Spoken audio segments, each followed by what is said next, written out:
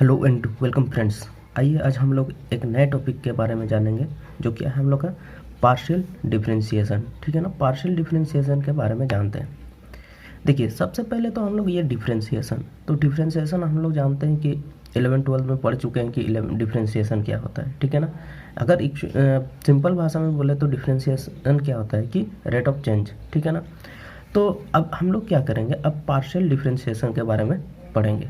तो देखिए, सबसे पहले तो इसका डेफिनेशन जान लेते हैं कि पार्शियल डिफरेंशिएशन क्या होता है। ठीक है ना, बहुत इजी है। देखिए क्या बोलता है, let y is equal to f of x comma y. मतलब क्या हुआ कि एक फंक्शन कंसिडर कर दिए जो कि दो वेरिएबल का है। कौन कौन सा, x और y, दो वेरिएबल का है। ठीक है, be a function of two variables x and y। The partial derivative of u with respect to x। ठीक है ना, मतलब क्या कि इस u फंक्शन को x के साथ डिफ्रेंशिएट करेंगे पार्शियली। ठीक है ना, is denoted by the symbol del u by del x। तो मतलब क्या है, इस u को जब पार्शियली डिफ्रेंशिएट किया जाएगा तो उसको हम लोग del u by del x से डिनोट करेंगे। उसी तरह से and this means that u has been differentiated with respect to x। ठीक है, ओनली मतलब क्या कि जब पार्शियली डिफरेंशिएशन का मतलब ये होता है कि अगर किसी एक वेरिएबल के एस्पेक्ट में डिफरेंशिएट कर रहे हैं तो बाकी जो वेरिएबल होंगे वे कांस्टेंट हो जाएंगे। मतलब क्या कि उन लोग को डिफरेंशिएट नहीं करेंगे। ठीक है, मतलब बाकी लोग कांस्टेंट हो जाएंगे। तो क्या बोल रहे हैं, देखिए the remaining variables y has been treated as constant. मतलब क्योंकि इसमें हम लोग दो वेरिएबल के लिए x और y का, इसीलिए क्या हो जाएगा कि अगर x के रिस्पेक्ट में डिफरेंशिएट करते हैं पार्शियली तो y का जो जितने भी टर्म्स होंगे उसमें, ठीक है ना, उससे जुड़े, तो वो क्या हो जाएंगे, कांस्टेंट हो जाएंगे। और उसी तरह से जब y के रिस्पेक्ट में डिफरेंशिएट किया जाएगा पार्शियली तो x क्या कहलाएगा, कांस्टेंट हो जाएगा। ठीक है, तो इसी टर्म को हम लोग मैथमेटिकली कैसे लिख सकते हैं, if u is equal to f of x comma y. ठीक है ना, कि मतलब एक फंक्शन ले लिए x कोमा वाई, दो वेरिएबल का x और y का, तब del u by del x। देखिए तो मतलब partial differentiation of u with respect to x, ऐसा बोलेंगे। ठीक है ना, तो हम लोग जानते हैं डिफरेंशिएशन को किस तरह से लिखाते हैं, limit h tends to 0 f of, देखिए इस जगह पर f of x plus h का मतलब क्या होगा कि x वेरी कर रहा है। ठीक है ना, लेकिन y मेरा क्या होगा, कांस्टेंट रहेगा, इसीलिए minus f of x comma y by h। ठीक है, तो ये था आपका partial differentiation of u with respect to x के रेस्पेक्ट में। ठीक है, अगर हम लोग अभी, क्योंकि ये x और y वेरिएबल का था, अगर y वेरिएबल के साथ इसका पार्शियल डिफरेंशिएट करते हैं तो क्या हो जाता है, देखिए तो हम लोग लिखते हैं कि del u by del y is equal to limit k tends to 0 f of x comma y plus k minus f of x comma y by k कर देते हैं। समझ में आ गया। तो ये था क्या हम लोग का पार्शियल डिफरेंशिएशन का डेफिनेशन। चलिए अगर बात करते हैं अगर जनरल रूप से कि ऐसा कौन सा सिचुएशन है जिसमें हम लोग पार्शियल डिफरेंशिएशन का बात करते हैं, मतलब ऐसा कौन सा वेरिएबल फंक्शन होगा जिसमें दोनों x और y दोनों वेरिएबल को कंसिडर करता है। तो देखिए अगर प्राइस का बात करते हैं, हम लोग एग्जांपल का बात कर रहे हैं। ठीक है ना, किसी भी वस्तु का जो प्राइस होता है वो किस पर डिपेंड करता है, एक तो उसका सप्लाई पे, ठीक है, और दूसरा क्या होता है, उसके डिमांड पे डिपेंड करता है ना। तो यहाँ पर देखिए जो आपका सप्लाई और डिमांड हो गया, ये आपके दो वेरिएबल हो गए x और y।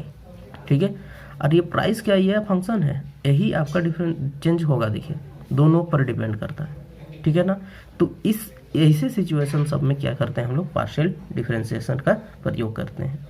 इससे क्या हो जाता है कि अगर हम लोग सप्लाई के रिस्पेक्ट में अगर इसका प्राइस देखेंगे तो हम लोग क्या करते हैं, डिमांड को अगर मतलब हटा देते हैं, कांस्टेंट कर देते हैं। ठीक है, अब फिर अगर डिमांड के हिसाब से अगर निकालते हैं तो सप्लाई को क्या करेंगे, कांस्टेंट कर देंगे।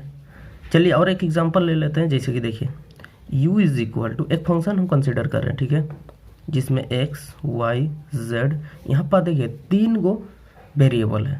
कौन सा, u फंक्शन का तीन वेरिएबल है, x y z। हम लोग क्या करना चाहते हैं, अभी पार्शियली डिफरेंशिएट करना चाहते हैं विथ रिस्पेक्ट टू एक्स। तो मैंने यहाँ पर ऊपर में लिखा भी है कि अगर किसी के रिस्पेक्ट में डिफरेंशिएट करते हैं तो उसके जो बाकी वेरिएबल्स होंगे वो कांस्टेंट कहलाएंगे, ठीक है ना। तो इसमें देखिए, अब इसको अगर डिफरेंशिएट करते हैं, u is partially differentiating with respect to x।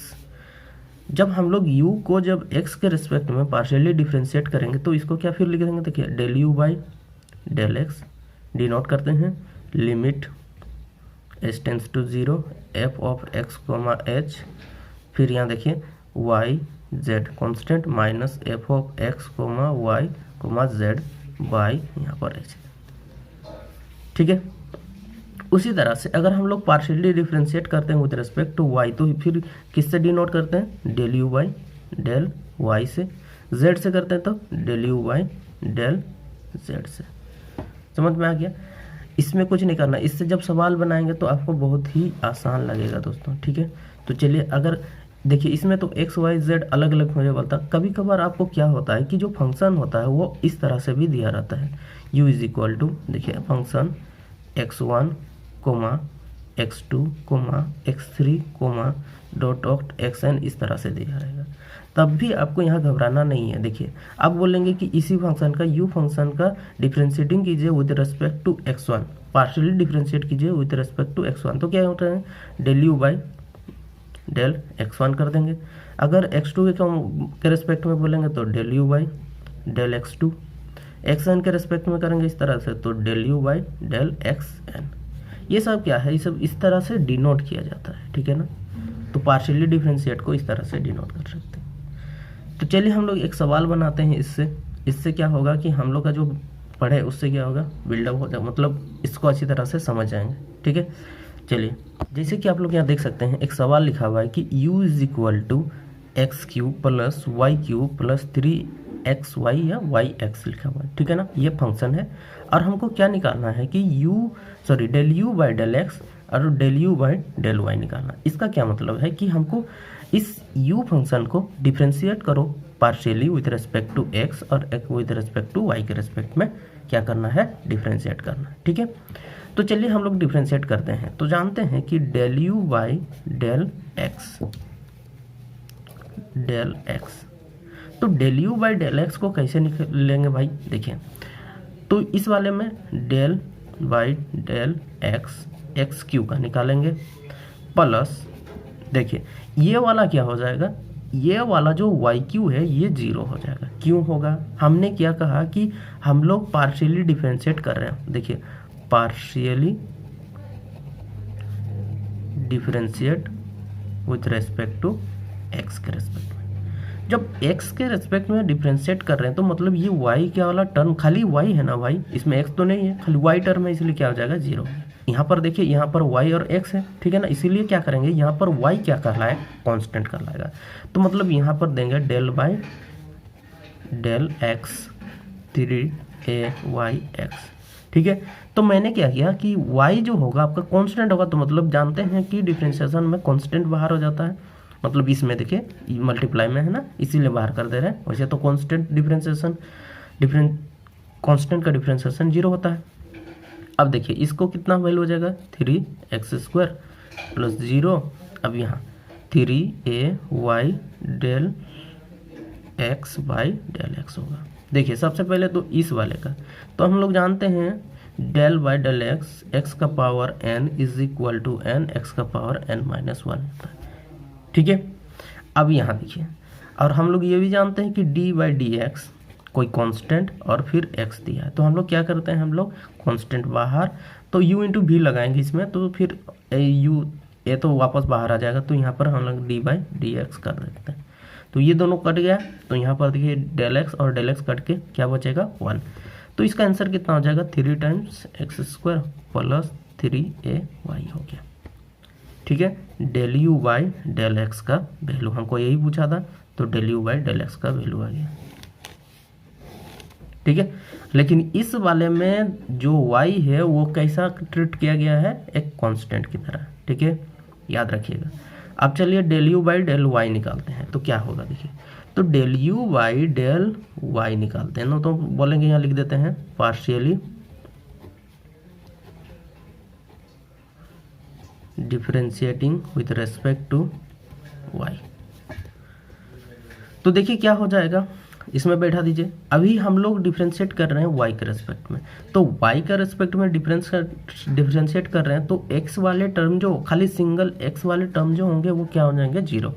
तो सीधा सीधी बात है भाई, ये क्या हो जाएगा, पहला वाला जीरो हो गया। अब इसका करेंगे तो डेल बाई डेल वाई हो जाएगा, वाई का पावर 3 प्लस, यहाँ देखिए यहाँ पर अभी एक्स कांस्टेंट काम करेगा, तो मतलब 3 टाइम्स ए एक्स लिख देते हैं, del y by del y कर देते हैं। ठीक है, ये दोनों कट जाएगा, बचेगा क्या, यहाँ देखिए तो यहाँ बच जाएगा 3 टाइम्स वाई स्क्वायर, वही वाला फॉर्मूला यूज़ किया, प्लस यहाँ पर कितना हो जाएगा 3a x हो गया। तो देखिए ये ही है आपका del u by del y है। ठीक है दोस्तों, इससे जुड़े हम लोग नेक्स्ट वीडियो में बहुत सारे सवाल बनाएंगे दोस्तों। ठीक है, यदि आपको वीडियो अच्छा लगा तो इसे लाइक करें, शेयर करें, और यदि आप चैनल में नए हैं तो चैनल को सब्सक्राइब कर लें। धन्यवाद।